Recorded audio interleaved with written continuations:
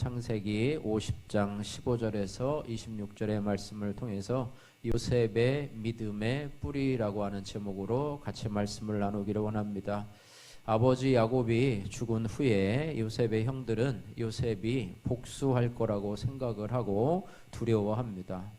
그러나 요셉은 형들에게 진정한 용서가 무엇인지를 보여주고 있고요. 또 그 진정한 용서의 바탕에 깔려 있는 자기 자신의 변치 않는 신앙의 뿌리가 무엇인지를 그 형들에게 또 우리에게 교훈을 해주고 있습니다. 사람이나 나라나 우리가 뿌리가 깊어야 합니다. 그래서 이 뿌리라고 하는 것은 물론 식물의 줄기에 이어져서 땅 속으로 뻗는, 그래서 수분과 양분을 빨아올리는 그런 기관인데요. 뭐가 뿌리채 뽑히다, 잡초가 뿌리채 뽑히다, 또 옮겨 심은 묘목이 땅속에 뿌리를 내리다. 이만큼 뿌리가 중요한 것이고요. 뿌리가 뽑혀버리면 생명을 유지할 수가 없습니다. 또한 뿌리를요, 사전에 보면 사물이나 현상의 근본이라고 해서요, 사람의 뿌리에 대해서 조상의 뿌리라든지 전통의 뿌리라든지 또 악의 뿌리를 뽑아 버려야 된다, 이런 말을 쓰기도 하는데요. 또한 신앙에서도 뿌리를 강조합니다. 우리가 뿌리를 깊이 내려야 되는데요. 잠언 12장 3절 말씀해 보니까 사람이 악으로서 굳게 서지 못하거니와 의인의 뿌리는 움직이지 못하느니라, 이렇게 말씀하면서 의인의 뿌리에 대해서 말씀하고 있습니다. 또 잠언 12장 12절 말씀에 악인은 뿌리의 이익을 탐하나 의인은 그 뿌리로 말미암아 결실하느니라, 이렇게 말씀하고 있습니다. 신앙의 뿌리가요, 송두리째 뽑혀버리면 믿음을 떠나게 되고 하나님을 떠나게 되고 그 영혼이 참 불쌍한 존재가 될 수밖에 없습니다. 그러나 신앙의 뿌리가 깊이 박혀 있으면은요, 웬만한 어려움이나 시련이 있어도요 흔들리지 않아요. 그래서 그 뿌리가 뽑히거나 혹은 뿌리가 말라 버리지 않으려면 그 뿌리가 수분의 충분한 공급을 받아야 한다고 하는 거예요. 이 정도로 하고요.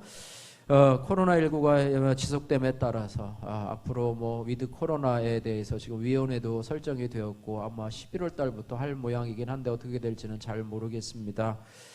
지속됨에 따라서 일상의 여러 가지 자영업자들과도 또 어려움을 겪고 있고 하지만은요, 우리 교회와 성도들의 어떤 외적 모습들도 많이 흔들리고 있는 것 같습니다. 보건복지부가요, 지난 3일에 사회적 거리두기 이행 상황을 점검하기 위해서 인력 7,411명을 투입해서 16,403개 교회를 현장 조사를 했다고 그래요. 지금 현장 예배를 드리는지 아니면 비대면 예배를 드리는지 아니면 예배를 드리고 있지 않은지 그 결과를 발표했는데요. 조사 결과 예배를 실시하지 않는 교회가 2,693교회가 드러났다고 하는 거예요. 예배를 드리지 않아요. 주일날 가보니까 예배를 드리지 않아요. 그러니까 전체 조사한 교회 숫자의 16%가 예배를 드리지 않는다고 그래요. 그러니까 이거를 전체 한국교회 총연합에 소속된 교회 5만 7천 개를 우리가 생각해 보면은요, 16%면 거의 9천 교회가 예배를 드리지 않는다고. 큰 교회는 아니겠죠. 작은 미자리 교회나 또 월세를 내기 힘들어서 어떤 상가 교회들, 개척한 교회들을 아마 말할 것입니다. 그래서 예배를 드리지 않는다고 하는 것은 뭐냐면 교회가 폐쇄되었다는 얘기입니다. 교회가 없어졌다는 얘기를 지금 하고 있는 것입니다. 그 다음에 이 고신 신학대학원, 고신 측이죠. 우리 장로교 고신 측에 있는 그 고신대학원 교수회에서는 영상 예배에 대해서 이렇게 이야기를 했습니다. 예배에서 영상 매체 사용은 피할 수 없다 하더라도 그 효과를 조심스럽게 늘 점검하고 지나치게 거기에 의존하지 않도록. 이건 코로나 이전 시대에도 우리가 늘 얘기했던 그런 부분입니다. 파워포인트를 사용하다 보니까 사람들이 성경을 안 보고 오히려 성경도 안 갖고 오고 찬송도 안 갖고 오고 여기만 바라보기 때문에 그것을 중요 종용해야 된다. 뭐 영상 매체 사용에 대해서 주의를 했었는데요. 요즘 상황에 대해서는 뭐라고 얘기했냐면 고신대학원 신학대학원 교수회가요. 코로나19 상황이 지속하는 동안에 많은 성도들이 자신이 속한 교회 영상 예배를 통해서 예배 드리기보다는 자신이 선호하는 설교자, 우리 기독교계에서도요 탑 10에 드는 우리 설교자들이 있습니다. 저는 알고 있는데 또 여기서 얘기하면 좀 그러니까 그래요. 그 예배자, 또 제가 알고 있는 분들도 보니까 주일날 교회 예배 안 드리고요 그런 분들 예배를 드려요. 한 3군데 정도 예배를 드린다고 하더라고요. 그러니까 설교를 듣는 것이죠, 예배를 드린다기보다는. 그래서 자신이 선호하는 설교자, 찬양팀들을 찾아내서, 뭐 저희도 마커스에서 하고 있긴 하는데 뭐 그거는 별도의 문제고요. 그래서 인터넷 공간을, 유튜브 공간을 헤매는 현상이 지금 벌어지고 있다고 하는 것입니다. 이런 행위가 반복될 때 성도들은 예배 소비자로 전락할 위험성이 높아진다고 하는 거예요. 여러분 인터넷 쇼핑을 할 때도 여기저기 막 돌아다니지 않습니까? 소비자로서 나아가 자신을 예배의 판단자의 위치에 세우는 비극적인 결과를 초래한다. 저 교회 예배는 이렇구나. 또 저 목사님 설교는 이렇구나. 예배를 드리는 게 아니라요, 설교를 판단하고 또 예배를 판단하는 그런 위치에 있는, 우리 소비자도 그렇잖아요. 물건을 판단해서 그것을 가장 좋은 것을 선택하는 것처럼 그럴 위치에 있고요. 그러면서 성도들이 자연스럽게 예배자가 아니라 시청자로서 자리매김하듯이 하고 있는 이러한 현실들을 어떻게 보면 통탄하면서 그런 성도들을 잘 지도해야 된다, 이렇게 말씀하고 있습니다. 이렇듯요 교회나 성도들도 이런 코로나19 팬데믹으로 인해서 여러 가지 신앙의 뿌리를 흔들 만한 요소들이 일어나고 있음을 우리가 잘 알고 있습니다. 그래서 우리가 이런 시대 가운데서 나의 신앙의 뿌리가 흔들리거나 또 뿌리채 뽑히는 일이 없도록 오늘 본문의 요셉의 신앙을 통해서 우리가 도전받고 또 다시 한번 나의 신앙의 뿌리의 현주소를 확인하고 또 견고히 했으면 좋겠습니다. 오늘은 이 창세기 50장의 마지막 부분인데요. 오늘 15절 말씀에 보니까요, 아버지 야곱이 죽은 후에 요셉의 형제들이 아버지가 없는 상황에서 이제 두려움을 느끼게 됩니다. 이제 자신의 방패막이 되어 주었던 이 아버지 야곱이 돌아가셨으니까 혹시 요셉이 자신들을 미워해서 자신들이 종으로, 요셉을 종으로 팔아치운 것에 대한 보복을 하지 않을까, 이렇게 생각하며 두려워하는 마음이 15절에 기록이 되어 있습니다. 우리 15절 말씀 같이 이걸 생각해 가면서 같이 읽겠습니다.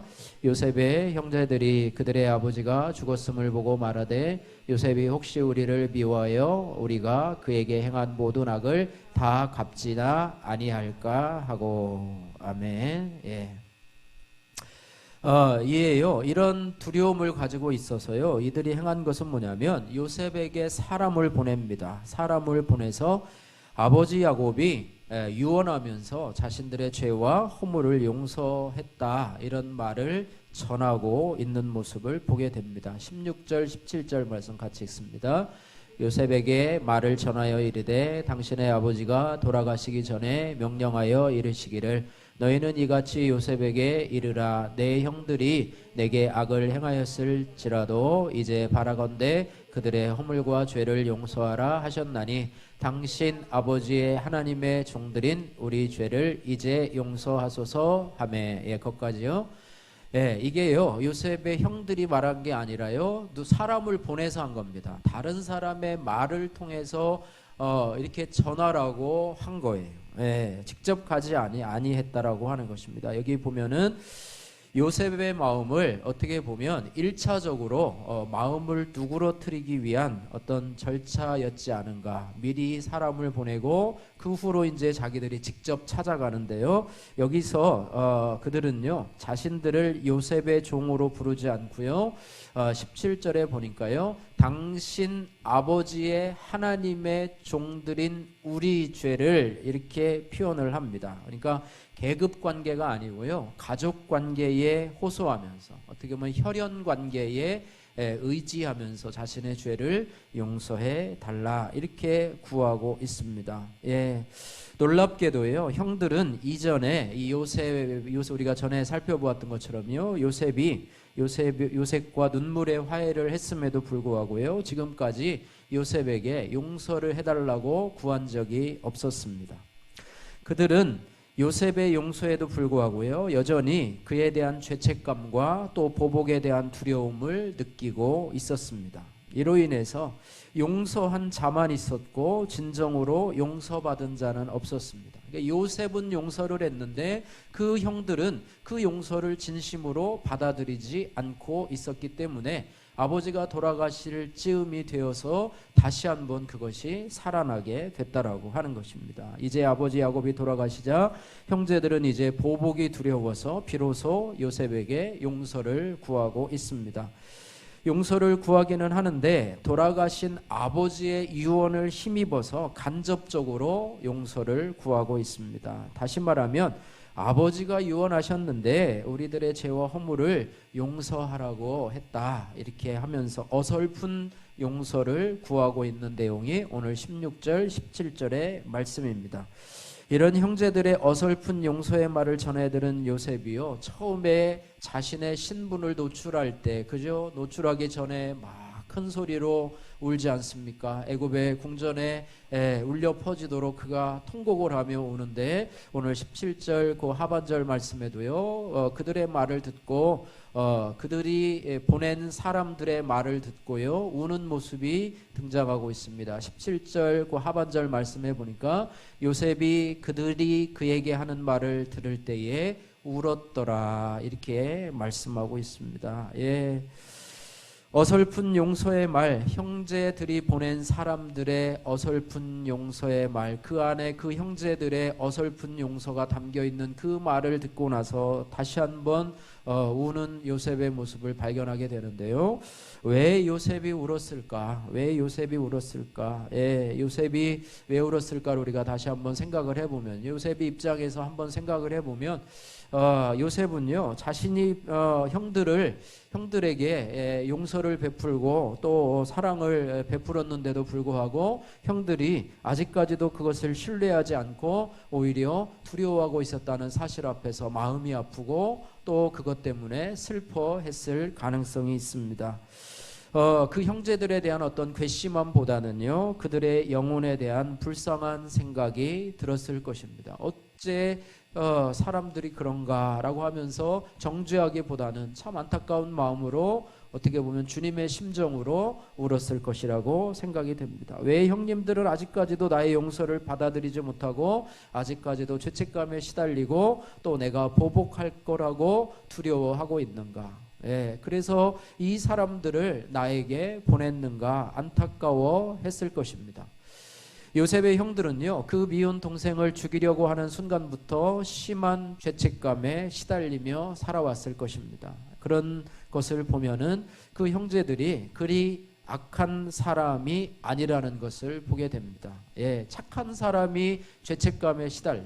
아주 악한 사람은요, 죄를 짓고도 오히려 당당합니다. 죄책감은커녕 전혀 양심의 가책도 느끼지 않는데, 그 형제들은 양심의 가책을 느끼면서 자책감을 가지고 보복이 두려워서 아직까지도 살아가고 있는 모습을 보면서 참 근본적으로는 착한 사람이다라고 볼 수 있는데요. 중요한 것은 뭐냐면 그 죄책으로부터 벗어나는 것입니다. 예, 벗어나는 것. 그것을 묵혀두면은요, 그들은 지금처럼 항상 과거에 매여서 살아가야 되고요, 죄에 휘둘려서 죄의 종로로 타고 죄의 노예가 되어서 살아갈 수밖에 없다라고 하는 거예요. 그래서 이런 죄책감을 가지면요, 하나님을 친밀하게 대하고 또 하나님 곁으로 가기보다는 도리어 하나님을 자꾸 피하게 되고 멀리하게 될 수밖에 없다라는 것을 우리가 알아야 됩니다. 그래서 우리도 마찬가지지만 우리도 이 죄를 용서하지만은요, 죄에 대한 용서의 확신이 없을 때가 참으로 많이 있습니다. 또한 우리가 과거에 지은 죄 때문에 죄책감을 가지고 살아가야 되는데, 그 죄책감에서 벗어날 수 있는 가장 좋은 방법은 하나님 앞에 고백하는 것입니다. 하나님, 제가 실은 몇십 년 전에 이런 죄를 지었습니다 하고 하나님 앞에 회개하는 거예요. 잘못했습니다. 용서해 주세요라고 회개하고요. 잘못을 하나님 앞에 털어놓고 용서를 받는 것입니다. 그러면 하나님께서 죄책감에서 구원해 주시고 성령의 평안함을 주실 것입니다. 그리고 이 형들 같은 경우는요, 요셉의 형들 같은 경우는 그렇게 하나님 앞에 자신의 죄들을 고백하고 회개했다고 한다면 그 동생에게 잘못한 것을 용서받을 수 있는 길을 여셨을 거예요. 그러니까 결국은 그들이 아직도 하나님 앞에 자신들의 죄에 대해서 내놓지 않고 회개하지 않았다라고 하는 것을 우리가 간접적으로 볼 수가 있습니다. 그래서 우리는 우리의 자신의 잘못을 알고 인정하는 데서 그치지 않고 하나님 앞에 나와서 우리의 죄를 고백하고 회개해야 할 줄로 믿습니다. 오늘 요셉의 형들에 대해서 흘리는 눈물은 바로 하나님의 우리를 향한 눈물이라고 볼 수가 있습니다. 이 땅에 사는 성도들이요, 십자가의 예수 그리스도를 통해서 죄 용서를 받았음에도 불구하고 늘 죄책감에 시달리고 있는 경우가 많은데요, 이런 것에 대해서, 이런 것을 보시고 하나님께서 흘리시는 눈물이 바로 오늘 요셉의 눈물이라고 볼 수가 있습니다. 이사야 1장 18절 말씀에 여호와께서 말씀하시되 오라 우리가 서로 변론하자. 너희 죄가 주홍 같을지라도 눈과 같이 희어질 것이요 지롱같이 붉을지라도 양털같이 희리라 라고 말씀하고 있습니다. 이 말씀을 우리가 믿어야 돼요. 믿어야 돼요. 요한일서 1장 9절 10절 말씀에 만일 우리가 우리 죄를 자백하면 그는 미쁘시고 의로우사 우리 죄를 사하시고 우리를 모든 불의에서 어떻게 한다고요? 깨끗하게 하실 것이요 만일 우리가 범죄하지 아니하였다 하면, 자백하지 않으면 하나님을 거짓말하는 이로 만드는 것이니 또한 그의 말씀이 우리 속에 있지 아니하리라. 이 죄책감에 시달리는 이유는 하나님 앞에 죄를 고백하지 않았기 때문에, 내가 죄를 짓지 않았습니다라고 하나님 앞에 거짓말하는 것이라고 하는 것입니다. 그러니까 진실한 것이 바로 하나님 앞에 내가 죄를 지었습니다라고 고백하는 것이 진실한 것이고, 그 진실함을 하나님께서 보시고 우리의 죄를 십자가의 보혈로 깨끗하게 씻어 주실 줄로 믿습니다. 적용의 말씀입니다. 아직도 나에게 있는 죄와 허물의 문제를 하나님 앞에 고백하지 못하고 죄책감에 시달리고 있는 과거의 죄와 허물의 문제가 무엇이 있습니까? 여러분 돌아보시기를 바랍니다. 이제 형제들이요, 이제는 직접 요셉을 찾아가는 장면이 오늘 18절에서 21절 말씀에 있는데요, 직접 찾아갑니다. 18절 말씀 같이 읽겠습니다.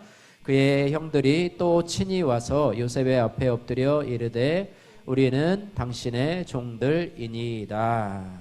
형들이 친히 찾아와서, 아까는 사람들을 보내서 왔는데 이제 친히 찾아와서 요셉 앞에 어떻게 해요? 엎드립니다. 처음에 애굽의 총리였던 요셉 앞에 와서 식량을 구하러 왔을 때 그 총리 앞에 바짝 엎드려서 긴장하던 것처럼 또다시 요셉 앞에 엎드리는 거, 마치 애굽의 총리를 대하는 것처럼, 총리죠. 그런데 동생을 대하는 것이 아니라 총리를 대하는 것처럼 바짝 엎드리고 뭐라고 얘기를 합니까? 우리는 당신의 종들이니이다. 아까 사람들을 보내었을 때는요, 요셉의 종이라고 하지 아니하고 당신의 아버지의 하나님의 종, 당신의 아버지의 하나님의 종, 혈연 관계를 의지했다고 하면 지금은 계급 관계를 의지하고 있는 그들의 모습을 보게 됩니다. 그러면서 우리는 당신들의 종이니이다. 그들은 다시 지금으로 얘기하면 시간이요 거의 한 20여 년 정도가 흘렀습니다. 그러니까 요셉하고 형제들이 이게 상봉하고요, 요셉이 신분을 도출하고 그 후에 야곱이 죽은 지가 그때 한 17년, 20여 년 정도 흐른 시간인데도요, 이들은 20여 년 전 요셉과 화해하기 이전에 원상태로 다시 돌아가고 있는 모습을 우리가 본문에서 보게 됩니다.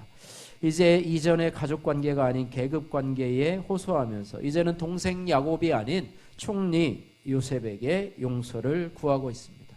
원점으로 돌아갑니다. 원점으로, 얼마나 안타까운 일입니까? 원점으로 돌아갑니다. 이런 형들의 방문과 고백에 대해서요, 요셉은 형들을 위협하지 않고 다시 한번 이전처럼, 옛날 20여 년 전처럼 그들을 안심시키며 자신의 용서의 진정성에 대해서 확증을 하고 있습니다.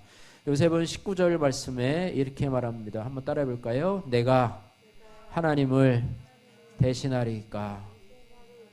내가 하나님을 대신하리까, 이 고백을 하는데요, 이 말은 뭐냐면 나를 포함한 인간은 결코 하나님을 대신할 수 없다라는 그런 고백이고요. 또 이 고백은 자신을 포함한 인간의 계획과 통제 밖에서 일하시는 하나님을 인간은 감히 거스를 수 없다라는 그런 의미입니다. 다시 말하면 이런 상황을 만드신 하나님의 섭리 앞에서 복수와 보복은 나의 것이 될 수가 없으며 용서만이 하나님의 뜻임을 분명히 밝히고 있다라고 하는 것입니다. 그래서 내가 하나님을 대신하겠느냐?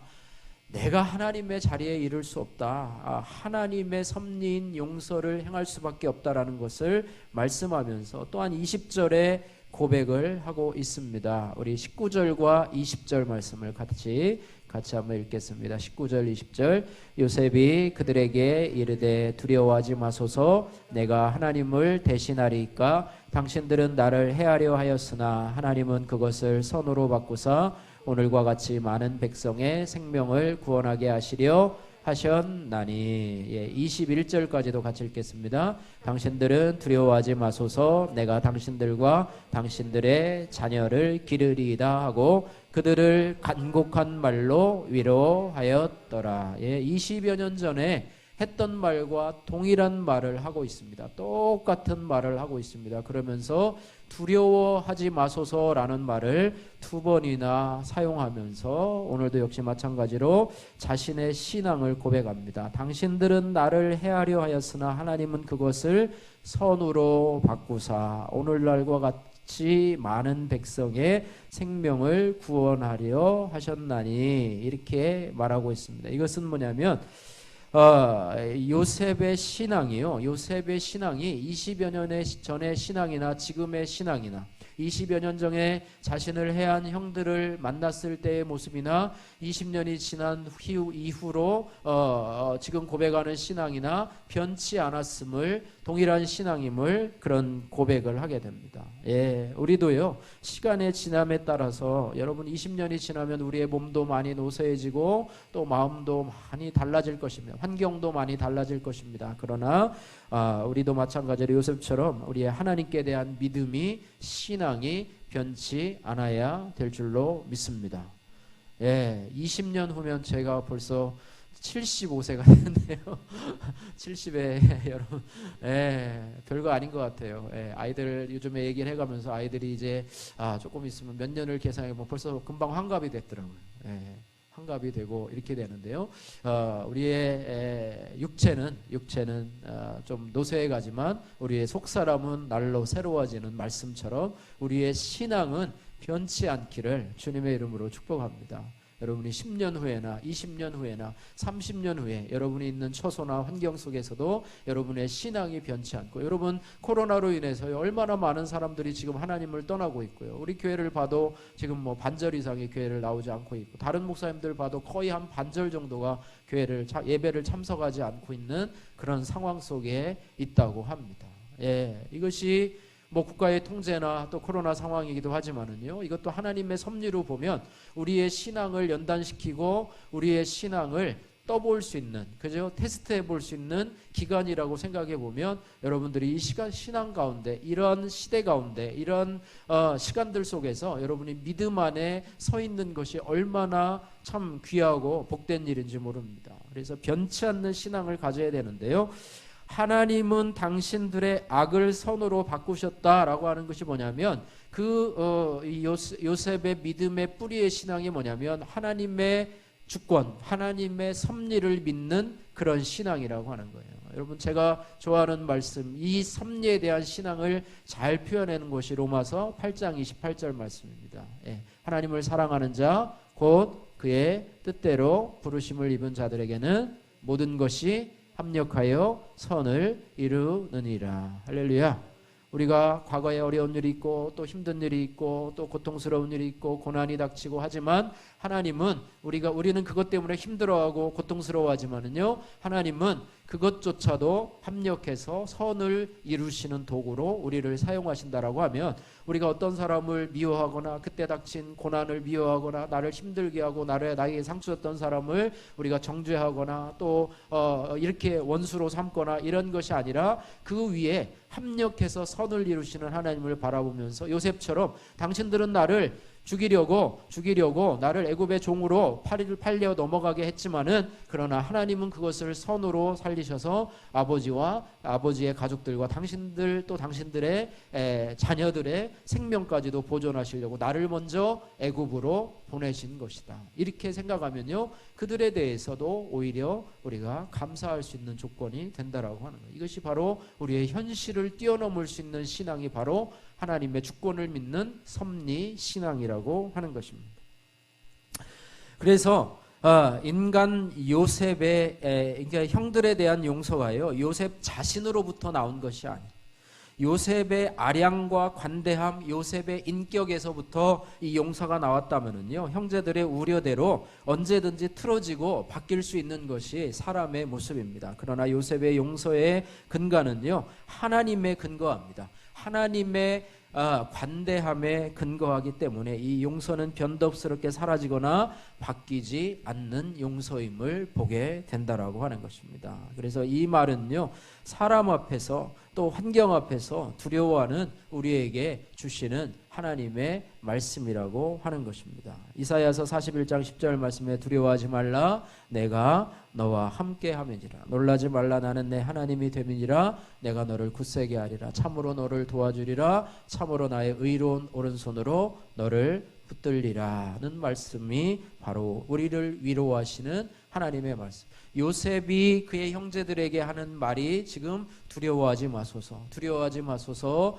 하나님이 합력해서 선을 이뤘습니다. 내가 당신들을 돌보고 당신들의 자녀들까지 내가 돌볼 것입니다 라고 하는 말은 뭐냐면, 우리도 그 형제들처럼 하나님의 사랑을 의심해서 죄책감에 시달리고 있을 때 하나님께서 말하고 있습니다. 두려워하지 말라, 무서워하지 말라, 내가 너와 함께함이라. 놀라지 말라, 나는 내 하나님이 됨이니라. 내가 너희를 끝까지 돌보고 내가 너희를 끝까지 인도하겠다라고 하시는 말씀을 저희들에게 하시는 말씀이라고 보게 된다라고 하는 것입니다. 그래서 진정한 용서와 화해는, 나에게서부터 나오는 화해는 잘못된 화해이고 완전한 용서가 될 수가 없고요, 하나님을 통해서 나오는 용서가 진정한 용서와 화해가 될 수 있음을 오늘 말씀에서 보여주고 있습니다.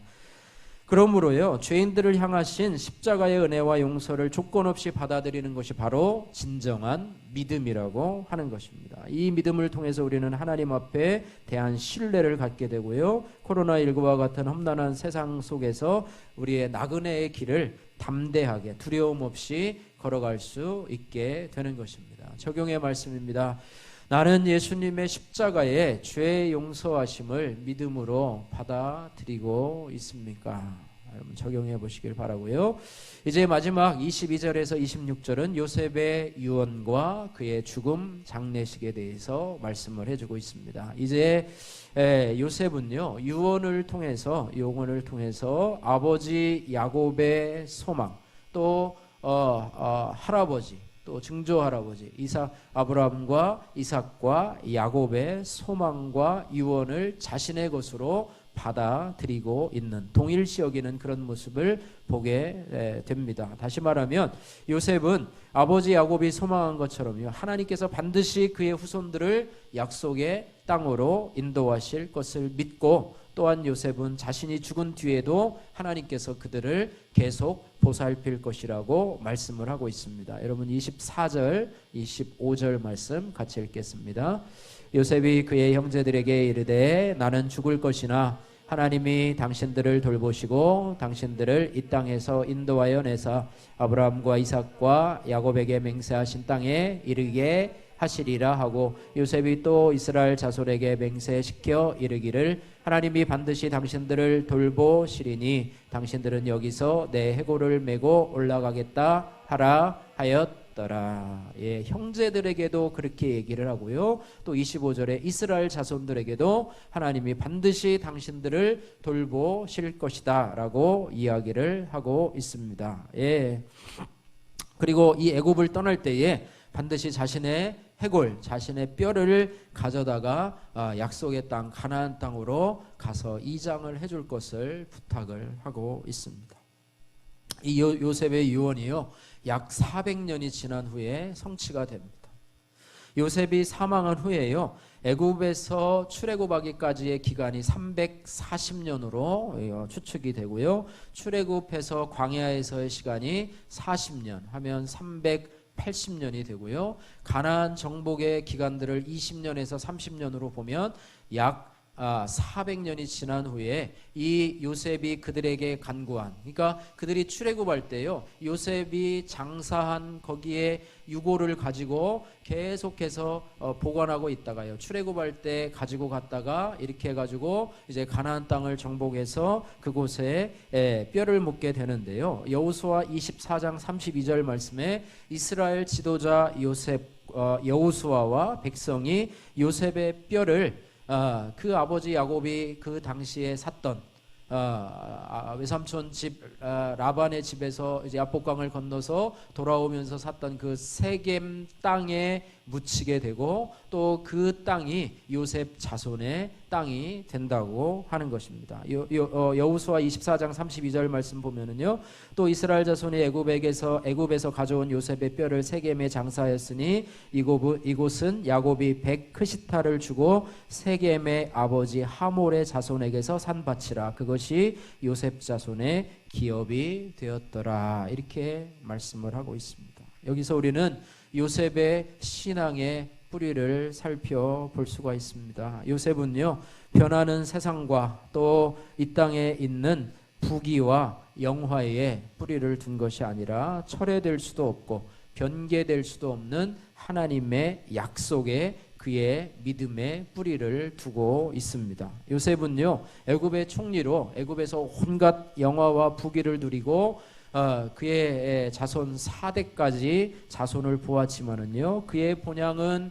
애굽이 아니고 가나안이라고 하는 것을 믿었습니다. 그래서 그가 바라본 것은 오늘 여기가 아니라 죽음 너머에 있었던 하나님의 약속이요, 하나님의 약속의 땅을 바라보았다고 하는 것입니다. 하나님의 약속은 요셉이 그동안 애굽 땅에서 붙들고 있었던 소망이라고 하는 것입니다. 우리도 이 땅에서 이 땅에 우리가 영원히 살 존재가 아니에요. 우리도 저와 여러분이나 언젠가는 이 땅을 떠나야 할 존재라고 하는 것을 기억하면서 우리가 이 땅에서 이 땅에 소망을 두고 사는 것이 아니라 영원한 하나님 나라를 소망하면서 살아야 된다라고 하는 것입니다. 그래서 죽음 이후에도 자신의 뼈를 가나안 땅으로 이전시켜 달라고 하는 것이 바로 이를 입증하고 있는 것입니다. 그가 어려서부터요, 17세의 소년으로 이방 땅에서 살아왔음에도 불구하고 그의 소망은 가나안 땅에 있었고, 그의 소망은 아브라함과 이삭과 야곱에게 약속하신 하나님의 약속의 근거에서 자기가 살아있을 동안에는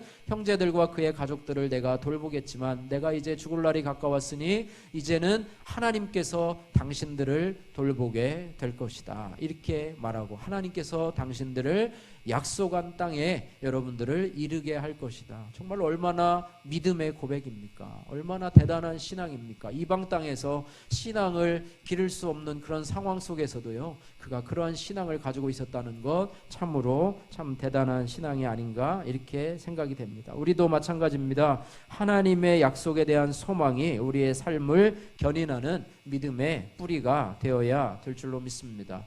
우리가 기도하는 시편 1편의 말씀이요, 그죠? 시냇가에 심은 나무처럼 우리가 물가에다가 뿌리를 깊이 내리고 그 물은 하나님의 생명의 말씀을 의미하는 것입니다. 그 말씀에 하나님의 약속에 뿌리를 깊이 내리시고, 내가 지난주에도 얘기했지만은요, 여러분 큐티와 또 여러분 말씀 카드를 통해서 이렇게요. 여러분 큐티를 통해서 여러분 안에 있는 그런 죄를 좀 발견하시고요. 또 말씀 카드를 통해서 또 말씀을 통해서는 여러분들이 붙잡을 말씀들을 또 하나님께서 여러분에게 이미 주신 말씀이 있다면은요, 그 말씀을 여러분들이 끝까지 붙잡고 기도하고 또 기도하고 그 말씀을 암송하고 이렇게 해서 이 말씀이 나의 생에 이루어지기를 소원합니다 라는 믿음을 가지고 여러분들이요, 여러분의 심령에 하나님께서 주신 말씀을 여러분 안에 가지시고 그 말씀이 이루어지기를 간절히 기도하며 살아가시기를 주님의 이름으로 축복합니다.